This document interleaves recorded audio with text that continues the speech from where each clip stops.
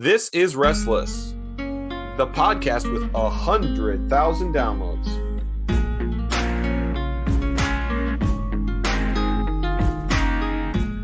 Welcome back to Restless, a post-mortem on the young, restless, and reformed, going daily again because of 100,000 downloads. I am joined by Pastor Michael. How are you doing? I'm doing well. I'm ready to always discuss a little bit more Mark Driscoll. That's right. Our bread and butter here. We are doing a pretty normal episode, but fortunately on this Week We Go Daily, the next episode in line was a very short 15-minute episode. Leading up to our celebration of 100,000 views, I asked our audience a number of questions. I asked our audience if they wanted to do an Ask Us Anything. Well, they didn't. We had only one person ask us a question, but we're going to answer it. We're going to honor it. So we're going to thank the guys at the Carpe Fide podcast. They asked us this question. Pastor Michael, are you ready? I'm ready. On a scale from 1 to 73, how based are you? Why 73? You'll have to ask them. I don't really know what based means. I think it's like I feel like it was a very like right-wing thing that kind of slowly like permeated into like just everybody's language, where now it's just like if you're generally conservative, based just means like that's a cool thing. Like, man, that's cool. And so in that way, I think we're pretty cool. I think what we do is pretty neat. I think neat maybe is a good way to put it. We are on a scale from 1 to on the based scale. We are neat. So We're neat. Tell us you tell me where that falls. So we would like to remind you that this week you can share, if you share our podcast or rate and review it on iTunes or somewhere where you can write a review and you send it to us, tag us on social media, we will send you a Restless sticker. And at the end of the week, we are going to give away some electronic copies of The Deacon of God and Pastor Michael's book on forgiveness. Yeah, but today this is we made it to 100K. This is awesome. I mean, it really is. This is a pretty serious moment for the podcast, and so we want to celebrate that with you. So go ahead and do that, and we'd love to give you something for it. But today we are going to once again join with Christianity Today, and we are going to question the origin myth of Mark Driscoll. So Pastor Michael, not TGC, I'm getting confused. The gospel, nope, not again. Christianity They're all Today, the same now. It's all letters to us. That's right. Christianity Today released a short episode, and if you are not familiar to what we're doing here, is I am listening to the Rise and Fall of Mars Hill live. Pastor Michael has listened to this show, and we are reviewing it step by step, episode by episode, because we really believe this is not just a piece of straight journalism or entertainment. It is something that as a Christian, because it is about the church and it makes claims about the church, we need to engage with discernment. And so they released a very short episode called Questioning the Origin Myth, discussing the often told story of Pastor Mark Driscoll telling how he came to be the pastor who planted Mars Hill. Because, right, Pastor Michael, they are right. He told this story a lot, right? I heard it so many times. I can basically just quote it. That, I will probably play a clip of him saying it, right? But there were 4 things. What are his 4 things? It was, God spoke directly to him, for one. Like we've talked about this before. Like this is something that he said often, but this is God spoke audibly, and he would make jokes sometimes about what God's voice sounded like to him, which it's pretty rough. Yeah. But he said what, I'm supposed to marry Grace, marry his wife. He's supposed to plant a church. He's supposed to teach the Bible and train up men or something like that. Right. Yep, that is what he said. And he said it over and over. And Christianity Today comes in with an they have decided we have to meme that. We got to get a good CT right. meme. Yep. They've decided that actually perhaps he crafted this message over time, and that this wasn't actually what led him to plant the church. And so, as I've shared every time, the thesis I believe they're trying to say in this episode is that Mark Driscoll's calling to ministry was crafted to fit the mission of the church and was an important way Driscoll gathered people's loyalty to himself. And so sounds good. Sounds about right. We are going to walk through this with them. We're going to decide how this matches other founding myth stories. If we think, based on the clips they share, if that proves that Driscoll was indeed lying, that he made this up, and if this was important and what we can learn over it. So let's play our first clip. I was called into ministry through a prophetic word. I was praying and God spoke to me. He said, plant churches, study the Bible, marry grace, train young men. Boom. Pastor Michael, you're 4 for 4. Well, I feel like I didn't get it quite right. I don't remember what I said, but it wasn't quite in the same words anyway. I should have known better. I heard it enough times that I should have known better. Right? I had a guy recently say, how do you know that was the Lord? What the? Study your Bible? Like, marry the pastor's daughter? Train young men and start churches? Like, well, where do you think that came from? Like, if it was, sleep with another pastor's wife and preach the Bhagavad Gita and start mosques and train, Rottweilers, well, maybe that would be Satan, But it wasn't that, I was like, well, I don't think Satan wants people doing intense Bible teaching. Pastor Michael, funny as always, Pastor Mark. Here's the question he got asked though. How did you know that was the Lord? Is that a fair question? It's a very fair question. And you love how he played it off and I don't even know if this happened, right? Like we've talked about this. This is a funny bit. And yep. So it's not out of the question that this was just a guy who happened to be the guy. Like he's become a character in this little bit that he does. But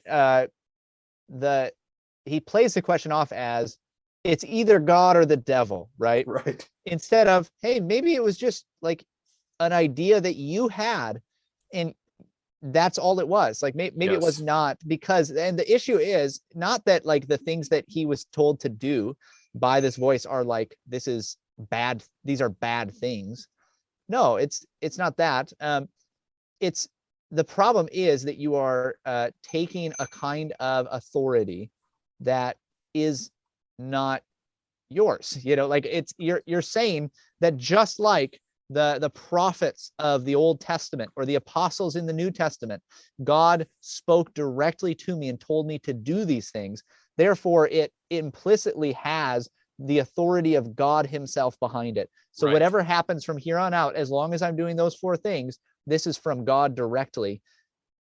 And that is the problem. I mean, and to be clear, he uses, I received it by a prophetic word. Yes. And interestingly, this is not the point that Christianity Today takes the greatest issue with. Pastor Michael and I are certain that is not true. Yeah. Now, that doesn't mean I'm not saying if I believe he thinks that or not, but I am certain he's not right. We need to do our episode on winsomely presenting cessationism because there are no prophetic words like that coming today. That is not how we got that calling. And I'm not denying that there isn't a possibility of calling. Whether he had it or not is beside the point. But of all the clips we're going to play, that is where I go, no. And the truth is, many, many people have been hurt themselves or by others by believing they received a call in this kind of supernatural means. Yeah. And it's easy to convince yourself, by the way, that there's this voice in my head and I know what this is. I know that this belongs to the Lord and this is what I'm supposed to do. And it really does. There's so many stories that of people I know personally, of myself in my own Christian life, where it just, in the end, it's like, oh, wait, no, I guess I was wrong, Right. And that's not something I don't think that when you hear the voice of God telling you to do something, you're going to go oh, it could be, or it couldn't be. Right. This is it's not a question. It's not in doubt. And what God says is going to happen. Right. And the big deal is when we think about, right, because he says how, of course, it would be condemnable. It'd be satanic if, it was, sin, teach false teaching, right? All of these things. We know it was bad. is now certainly false prophets in the Bible, false teachers are condemned for teaching bad things, for licentiousness, for teaching against the law, teaching against doctrine. But Jeremiah, interestingly, says when he talks about the prophets, God says this to him: the prophets are prophesying lies in my name, replied the Lord. I did not send them or appoint them or speak to them. They are prophesying to you a false vision, a worthless divination, and the futility and delusion of their own minds. Jeremiah 14:14. God is commending them because they claim to have a word from him that is not from him. Yeah. That alone that's makes so it that is problem. at the least you could say, even if you're somebody you don't agree with us completely on that, like we can say, yep, this didn't happen. You can at least say that it is possible for that to happen, right? Like it is possible for somebody to say, God spoke to me and they are wrong about it. It's possible for you to think God spoke to me and you could be wrong about it. That's at least a possibility. And then we just look at, hey, like what happened at Mars Hill? Right. Did that have the blessing of God that comes with his like speaking, like this is what you're going to go do? And then what you have to do if you think we're wrong about this, and I believe this is a difficult task, you have to explain to me how we can know for sure. How can we know for sure if a prophetic word was spoken? Yep. I do not think that is an easy task. So I may do a lot more defending of some of the things Driscoll says, but I thought I should say, here's part of the founding of Mars Hill. I don't believe. No, just don't see that. You've heard this origin story before, along with the story of how Mark came to faith, which he usually told just before it. Here's a version of that story from 2007. And then I was sitting in my dorm, reading the Bible that this lovely gal had given me. At this point, she was my girlfriend, and we were 300-400 miles apart, going to different colleges. And up until this point, to be honest with you, I had really no interest in Jesus and no interest in the Bible, but she had given me this very nice Bible with my name stamped on the front. And so I began reading it, and I remember sitting on my bed in my dormitory reading Romans 1 that says, and you are called from among those to belong to Jesus Christ. And I remember the Spirit of God absolutely flipping a switch in me, and I believe that is when God regenerated me. If you're an Arminian, that's when I gave my life to the Lord. If you're a Calvinist, that's when I was saved by God. Wink, wink. So, Pastor Michael, I think it's safe to say I agree with Christianity Today. These are the two standard stories that Driscoll told about how he came to faith and why he planted Mars Hill Church. Yep. And so Christianity Today goes on to say, but if you listen to him in other contexts, you begin to hear other stories. If you listen early, the planting of Mars Hill Church sounds very different. And they make two shocking comparisons. One, they go into a long analogy about the similarities to Atlas Shrugged, which I feel like if there's the way you lose an argument online, if whoever brings up the Nazis first should lose the argument. If you make a comparison to Atlas Shrugged, I think you should also automatically lose the argument. But they say that basically what Driscoll is doing in these calling stories is what you have from Silicon Valley companies. That they go through a bunch of these kind of founding myths of Apple, all these companies starting in the garage, and how it's this kind of really, that it's essential to the feel of the company that we made it out of the garage. And they point out that, yeah, some of these companies did start in the garages, but they also had development happening in Stanford labs, and they had hundreds of millions of dollars of investment. Right. And that these stories aren't so much as true, but they are designed to form some kind of a brand identity or an ethos in the company. Yeah, it's an interesting connection to think about like a tech entrepreneur. And there is this like weird desire to always be like, yeah, and maybe it's just a distinctly like modern American thing. Like you want to be able to say, yeah, I was poor, I had nothing. And so everything that has happened now, like this is all because I was able to do this much, whatever. That's a very like tech entrepreneur way of doing things. There's a lot of churches that will like do this too, where it's like, we're this big mega church, but we started off with, almost nothing.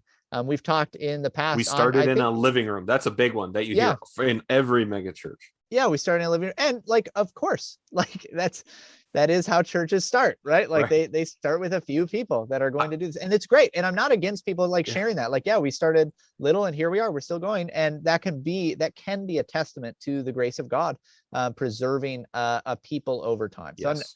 I'm not saying that's necessarily bad, but there is a distinct like desire, rather than like, hey, we are a church that was planted out of a really healthy, growing church that sent with us, 50 people, and we just started off strong, and like it was great. Like that's a really great thing too. Right. That sounds fantastic. I don't like whenever Yeah. people would get criticized sometimes in like popular culture when it's like, oh, they're this big businessman. Oh, but they had like a bunch of money from like an inheritance, and that's how they started this big business. I'm like, okay, I like why is that like a dig on somebody if they had an opportunity that maybe we don't all get? That's Oh, okay. I mean, hey, Restless started off in a small pizza place, that's and right. here we are today, 100K. Boom. That's right.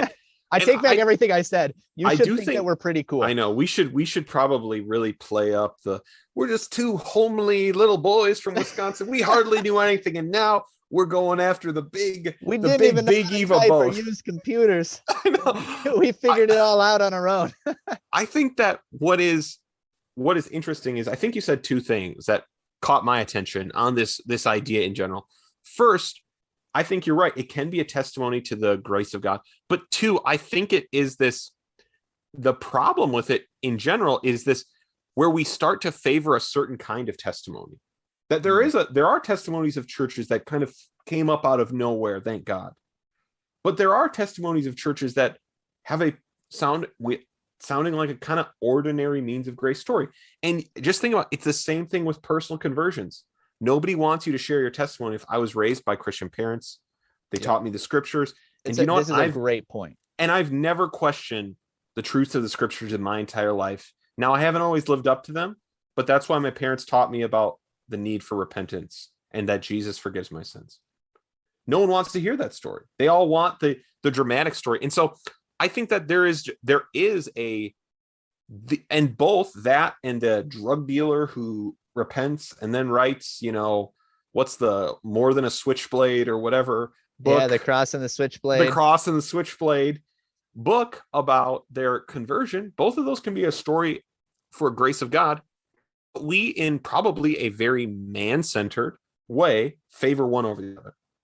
Now, here's my other point. Before I let you talk or we move on, I've realized thinking about it was shocking to me when I realized, every megachurch I know of tells some version of the we were in a living room story.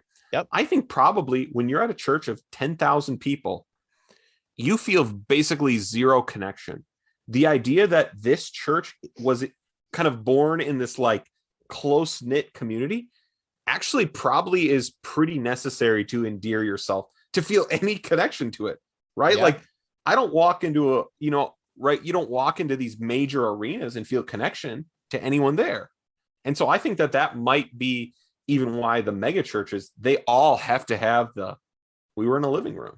Yeah, you have to have a founding myth because you're trying to invent community out of a really like artificial where there is no situation. natural community. Yep, there's no natural community. There's no natural connection to each other, and so we have to find a way to develop it. That's a really interesting point. I'm intrigued. I just thought even while you were saying this, I remember back. I think about this often actually, which is funny. I remember back to the days of the Elephant Room, and which we're still going to have to watch through sometime. Maybe that's what we could do for our 250,000 views or downloads. If we get to 250,000, maybe we'll try to live stream watch through the Elephant Room if it's available somewhere. But I remember when that came out, and I was just interested to see who are all these people. I didn't know who all these like really like big name people were that were going to be a part of this. I knew Matt Chandler, I knew Mark Driscoll, I think I knew James McDonald at the time, but I didn't know a bunch of these other people that were a part of this big group, and these like supposedly really well-known pastors. And so I went through and I looked, like they had links to like all of their churches. So I went on each of their church websites.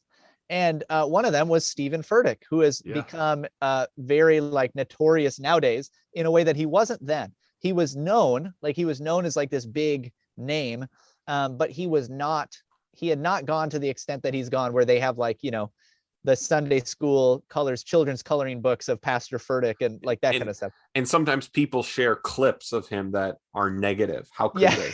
That's not helpful. That's probably not helpful. But but I remember going on, and they had this like documentary on their like homepage. Like the first thing you see is like this documentary video where it just tells the story of the church and how it was founded. It was literally this, right? It was this founding myth of like this is how it started. And they had all these like old like pictures and video of the original like guys who started the church.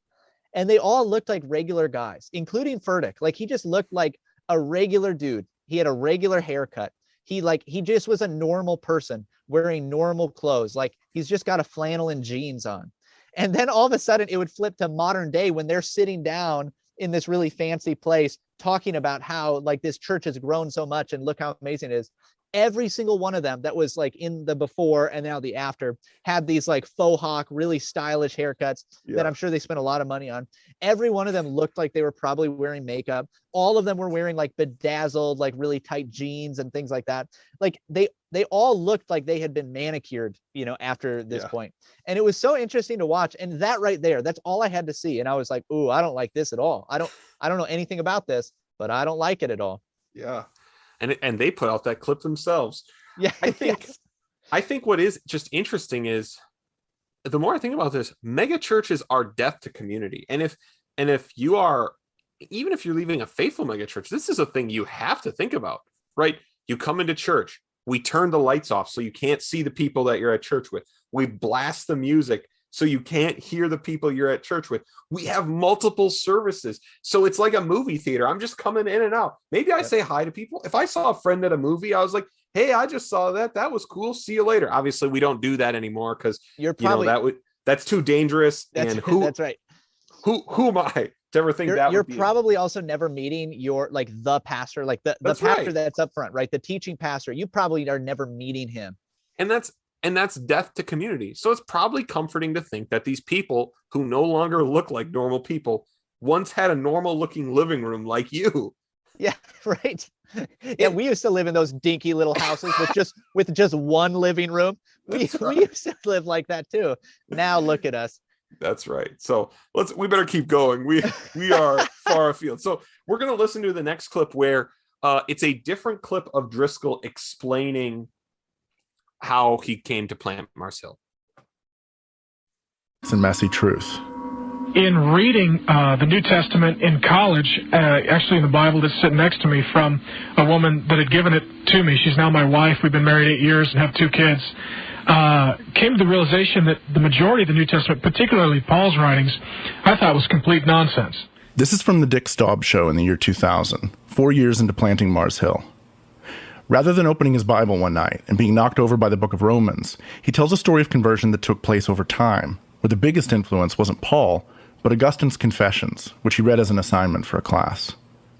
There are other interesting discrepancies in this interview. He describes himself growing up as a good kid, well-behaved, determined, and studious, and he mentions being president of his high school class. It's far from the origin story we'd hear later of the street brawler who grew up with bullets whizzing by his head. The story takes yet another surprising turn a little later, when Staub asks him about his vision for church planting. So now you decide to follow Jesus. How do you end up pastoring a church and even starting a church? Through a conversation with a homosexual friend, which was an interesting twist in the story. There was one guy who was the most zealous, bizarre, T-shirt, bumper sticker, nut job Christian possible. And he felt like it was his job to bring me to Jesus. And not just any old Jesus, but the Jesus he had a picture of, which I'm still not convinced was a good picture. But he was an in-the-closet homosexual who was also a practicing youth pastor. And so we were talking one night, and he said, well, what are you going to study in college? I said, well, I'm going to study speech so I could be a preacher. He said, why is that? So I said, I was reading the Bible about that guy named Paul. He seemed like he was pretty courageous and started churches, and I know I'm going to end up doing that. And he said, well, you don't even go to church. I said, I know. Yeah. That'll all get worked out somehow. I know I'm kind of stuck with this. I'm going to have to be. And so he and I had a long conversation, and out of that, I started a Bible study that week, and I got a bunch of guys together. I said, I'm going to be your teacher, and you can ask me any question you want, but I can't tell you the answer till next week because I have no idea what the answers are. Can we just say how incredible it is when he said, I don't go to church, but I'm going to work it out. The host of this Christian show is like, yeah. Yeah. Yeah. Of course. how incredible that is. Two, I'll just say if you want to learn part of what Driscoll does rhetorically well without having to go to all of the excesses, Driscoll always subverts what you think he's about to say, right? So how did you come to want to be in ministry? Through a conversation with an open homosexual, right? He's always looking for an angle of how to put it in a way that kind of just is like, I need to listen a little closer because it destabilizes you a little bit, and you're much more interested for sure. And that's effective. Now, I'm gonna share my opinion because maybe Pastor Michael will disagree with me. I think based on this clip, she, as in Christianity Today, doth protest too much. I think this is basically consistent with what he said all the time. Because even the idea of like the Bible plopped open and I became converted. Okay, one, we are always looking for you to tell the moment of your conversion.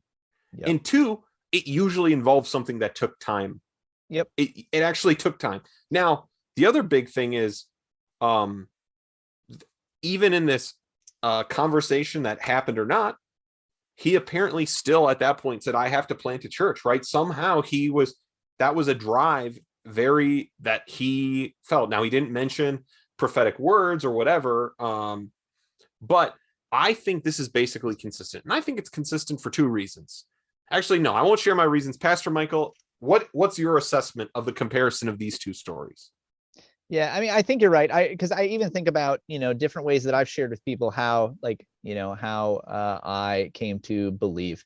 Yeah. And I can share it in multiple ways, right? So I can give I was raised in a Christian home, and my parents faithfully brought me to church and taught me about Jesus. And, at some point I believed. I can also say that there's a moment in my teenage years where I was not praying. I was not specifically trying to think about the things of God, but I was literally washing dishes at a Bible camp. And there was just a moment of all of it came to grips in my life. And I realized that this is real.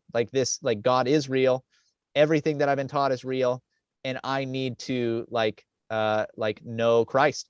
And that was the first time that I started to read my Bible with a personal desire, right? I had, grown up in a Christian home. I'd heard the Bible, I'd read the Bible some, but as far as I desire to go and read the Bible, I just went and I just started to read the Bible. And sometimes I will say it and I started to read the Bible and I've never stopped.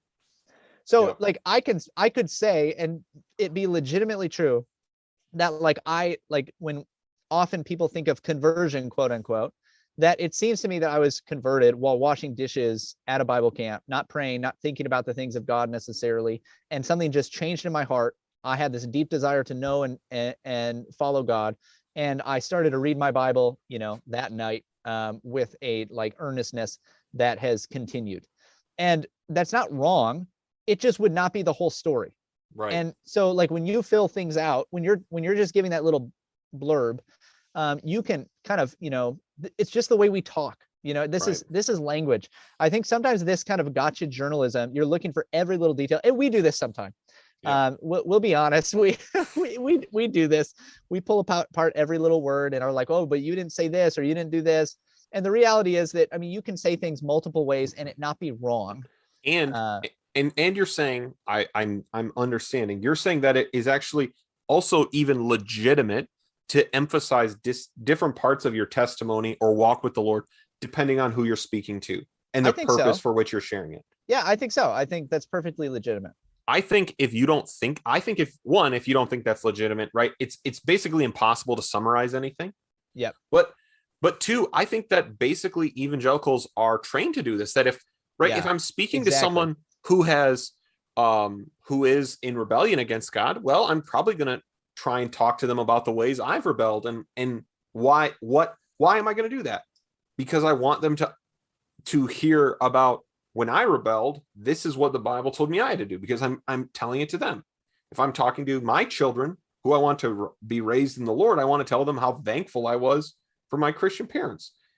And again, it's almost funny because we're almost getting to the point of the like what critical scholars do with the Gospels. You didn't include this detail. Yeah, seriously. So it must That's exactly what I was thinking. It must be not true. And I do think I don't know Driscoll. I don't know his story. I do know that my wife has been told, right? If you ask her, she would say, I don't know the moment I became a Christian. I do know that there has been at least one pastor who said, well, if you're going to share your testimony, you need to be able to say, just say you had a moment. Just pick a moment. That was the moment you were converted. Because again, it was considered so essential.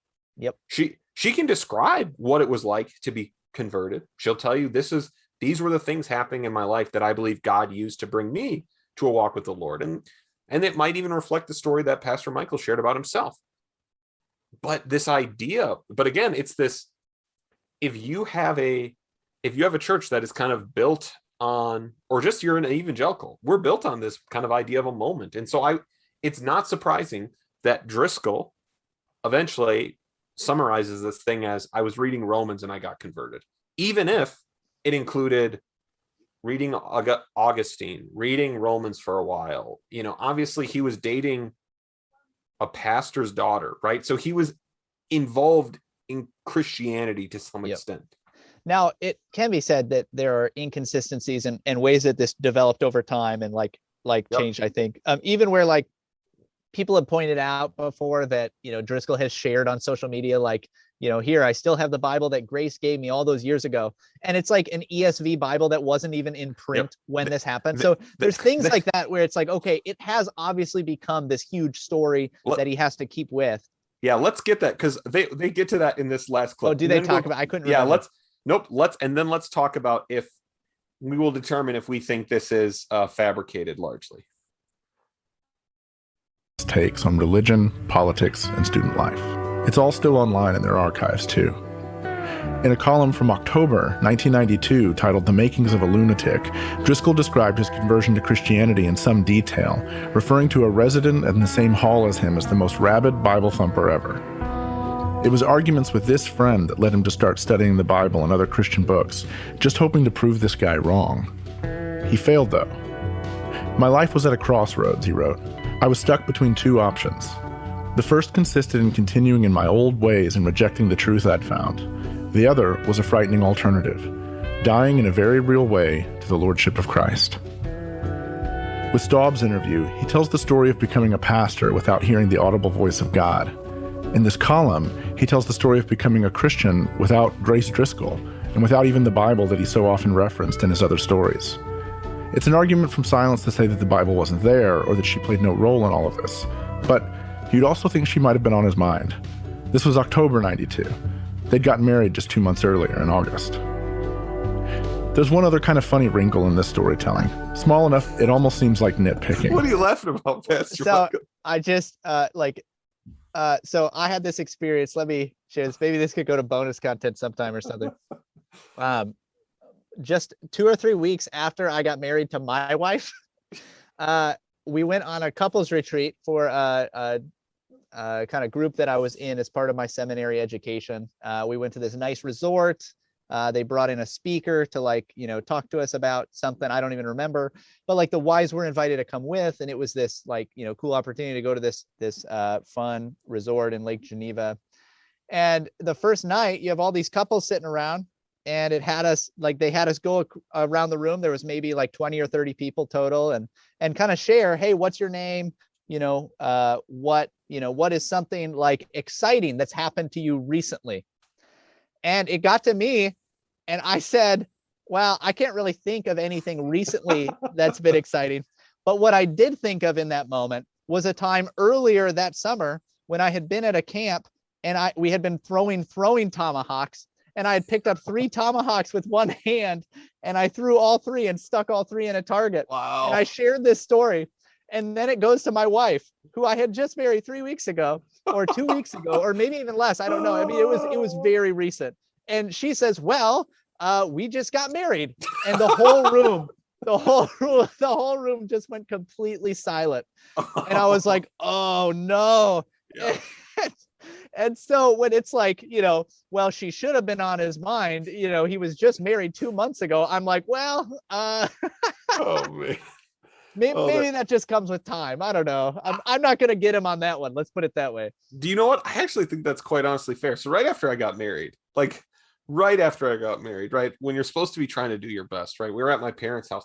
And when I was at my parents' house, especially in college, they would keep like frozen beef patties in their freezer. And I would always go and I would grill myself hamburgers whenever I was hungry. Oh, no. What a great life. And so I was making myself lunch one day and just having a great time. I went out to the grill, nice December day, grilled myself a burger, came in, sat down and started eating. And my wife, who I'd been married to for 1 week, sat down in her in-laws' house, right? She doesn't know them well. We've been married a week. And she goes, so what should I eat for lunch? So I had literally just like made this like delicious looking burger without at any point referencing my wife, what she would eat. Oh my goodness. Or whatever. And so yeah, we're not going to get on this guy for this one because we've yeah, otherwise we're in trouble. And so anyways, no, just a funny story. But I think we're gonna get the very end, the tail end of this clip might be something worth getting him over. But it came up on Mark's Instagram on March 21st of this year when he posted a picture of himself holding a threadbare black Bible. He wrote, "Some 30 years ago, my beautiful girlfriend and eventual wife gave me this Bible." It was yet another callback to his origin story as a pastor. The only trouble is, the Bible in the picture, worn out as it may be, is an English Standard Version, a translation that was first published in 2001, more than a decade after Grace gave him his first Bible. That is really cringe-inducing where that ends, by the way. That's pretty brutal. And they go on to mention that the social media post got edited. So, Pastor Michael, is based on these clips, right? Christianity Today plays these 3 clips and goes that this is a crafted story. Yeah. I mean, is he telling the truth? Even here, though, although I even brought up this Bible story and I was like, well, that's pretty bad. You're at this point where you have a social media team. You send them a picture of you holding a Bible or something, and they put up whatever they want. That's very possibly what's going on here. Maybe they didn't know, right? Maybe, I think it's very likely that Driscoll, like in so many other circumstances, like we've seen, he kind of hyperbolizes things. He says things in a way that's more shocking or more interesting. He kind of plays things up in a way that honestly all of us do, or at least the vast majority of us do. I know that I do it. Okay, I as I like to say, I always use hyperbole. So I get that. I get the playing certain things up, and like when you're retelling a story, a lot of the time you're not adding in little facts that will take away from the main thrust of what you're trying to do with a story. And so I think it's possible that a lot of the time it's been more that. Now, you also have to say, I think that there's been a lot of image crafting. There's been a lot of building. There's been a lot of, little tweaks and changes along the way that at some point you might want to say, well, it's at the very least, it appears to be a bit dishonest when you're constantly changing and kind of scrubbing it clean and making it look different than it actually happened. As we started, like the very idea that you have this commission from God, which failed, by the way. So that, right. That we just have to bring that up. It failed spectacularly. And so if this was from God, you have to make an account of that. Right. And this is my winsome, nuanced take. I don't know that I can say clearly this was all made up and it was feigned. I think that probably they're playing this up too much. Like we said, they're trying to nitpick it a little bit too much. And also probably it was a little bit hyperbolized at the least. Yeah, it obviously doesn't help, right? He was obviously, or whoever was posting for his social media, they were caught in a lie, quite obviously. But I think his conversion story and whatever charismatic experience or whatever led him to want to plant Mars Hill are basically intact. I don't think it was through a prophetic word, as we already mentioned, but I think it basically survived, which is pretty interesting. And so I actually think it's just as likely that they wanted to find a way to prepackage everything he said into making it match a Silicon Valley clip. Now, that being said, I do think it was crafted, as I think they said, he told it and told it and told it over and over again, because for him, it was communicating something about what we often talk, and this, I just hate the way this is spoken about, the DNA of the church, what he wanted to, so Pastor Michael, what is he infusing every time he says this to people? So there's the like the authority behind it, right? So like this is, we are on a commission from God himself. And so there's like this kind of implicit authoritative backing to everything that we're doing. There's clearly the like, hey, we started from humble beginnings and now look at us. So there's the like, wow, like we can be proud of kind of where we're at and where we're going. And this is just the beginning and that sort of mentality, which I think, like we said, it kind of builds a kind of community, right? When you can be brought into the very beginning of the church, right? You want that beginning to the end, like you have that whole story. And that's what Driscoll would do, right? Here's how it began. God told me to do this. And so I did it. And here's how it's going to end. I'm going to preach my own funeral, get in the coffin, and that's it. Like that's how this is going to work. Here's how you're in it now, and what that can mean for you. Exactly. Yeah. And of course, I think it also enshrined the charismatic gifts. Yeah. The emphasis on the charismatic gifts. I've not listened to the episode, but the next episode is called Demon Hunter. So I would guess we're going to get some more charismatic stuff because right. Well, it's definitely something. And a lot of it has to do with kind of the like not the community groups, but like the counseling group kind of way that they went about doing things. So it'll be interesting. And boy, oh boy, do I remember Driscoll talking about demons a lot.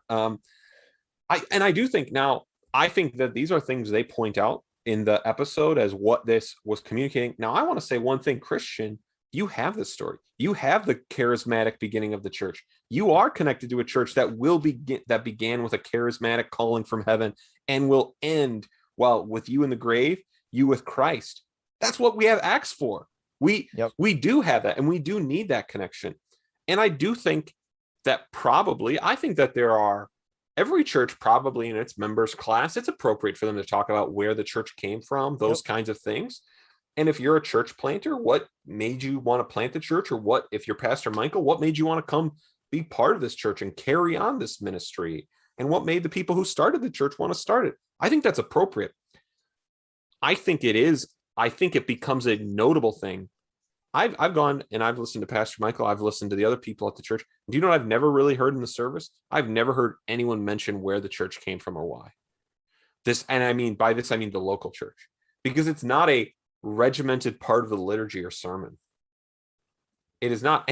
And this is the fascinating thing where they leave it that Driscoll rehearsing why he founded Mars Hill was basically a liturgical element. Now they compare that to the need for liturgical element based on the common book of prayer and how those things shape us. So we're getting another running towards Anglicanism as the solution at the end. But I did find this point in general interesting, that I think it is probably problematic if your church is like, if a significant part of what you rehearse in church week after week is why my pastor is doing what he's doing, or that's why we meet where we meet. Yeah, it definitely problematic. I do so one thing that I've found myself doing a lot, and it's intentional. It's not like unintentional. So it's not that I've just found myself like I decide to do this, but it's also something that just kind of flows naturally a lot of the time. One thing that I do say often during the service, usually during a sermon, is something like, hey, that's why we're here. Hey, like here's this, statement about, what Christ has done for us and how it leads us to, glorify God with our lives and offer him sacrifices of praise. Hey, that's why we're here. Like, that's what we're doing. So I find myself doing that in a sense, but obviously not as like, here's my personal story and what that means for us. But there is a sense in which it makes sense to me that you would try to do something like that. I think that that matters, right? Hey, where are you? Like, here's the map of your life. Where are you right now? What matters about this moment? Well, it matters that we're here to worship God. It matters that Christ has died for you. It matters that you're a part of this church that does span back to Pentecost and even before in the Old Testament times. And so there is a sense in which I see the value of that for sure. And if it's just you in your lifetime that gives you that place, that's pretty problematic, especially like we see when you are no longer there. This has been one of your wonderful daily 100K episodes. We're signing off here from the United States of America, and we're proud to be here. We started at humble beginnings, and now look at us. Look at where we are. You're a part of this. You're a part of this by supporting us, by going out and buying the book, by going out and sharing this, by letting us know that you shared it so we can send you a sticker.